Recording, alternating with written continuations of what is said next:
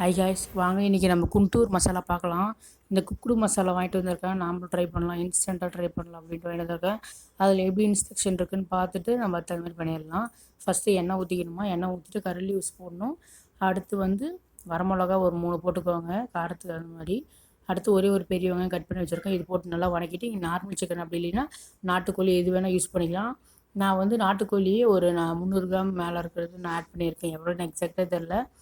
So நான் வந்து இதுக்கு வந்து 1/2 கிலோன்னா ஒரு பாக்கெட் போட சொல்லியிருக்காங்க. நான் ஒரு 3/4 பாக்கெட் போட போகிறேன். நல்லா வணக்குங்க சிக்கனை. நல்லா வணங்கட்டும். நல்லா வணங்கினதுக்கப்புறமா இந்த குண்டூர் மசாலா பாக்கெட்டை ஆட் பண்ணிக்கலாம். நான் வந்து ஒரு 3/4 பாக்கெட் போட்டுக்கிறேன். நீங்கள் 1/2 கிலோ செய்கிற மாதிரி இருந்தீங்கன்னா நீங்கள் ஒரு பாக்கெட்டும் வாங்கி போட்டுக்கோங்க. நல்லா வதக்கிட்டு நீங்கள் மசாலா பத்தலைன்னா இன்னும் கொஞ்சம் கூட நீங்கள் போட்டுக்கலாம். நான் இன்னும் கொஞ்சம் போட்டுக்கிட்டேன், கம்மியாக இருந்த மாதிரி இருந்துச்சுன்ட்டு.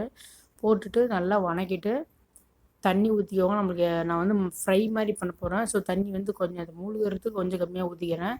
உப்பும் போட்டுக்கோங்க, கொஞ்சம் கம்மியாக தான் இருக்குது. நம்ம வேண்டுறது போட்டு மூடி போட்டு ஒரு 3 விசில் விட்டு எடுத்திங்கன்னா சூப்பரான குண்டூர் மசாலா ரெடி ஆகிடுது.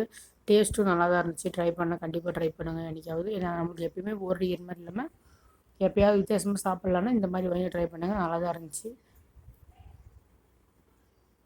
அவ்வளோதான் பாருங்கள், ஆஃப் பறக்க சுட்ட சுட தோசைக்கு வச்சு சாப்பிடுங்க. செம டேஸ்ட்டாக இருந்துச்சு. கண்டிப்பாக நீங்களும் இந்த மாதிரி வாங்கி ட்ரை பண்ணி பாருங்கள். தேங்க்யூ ஃப்ரெண்ட்ஸ் வாட்சிங் வீடியோ.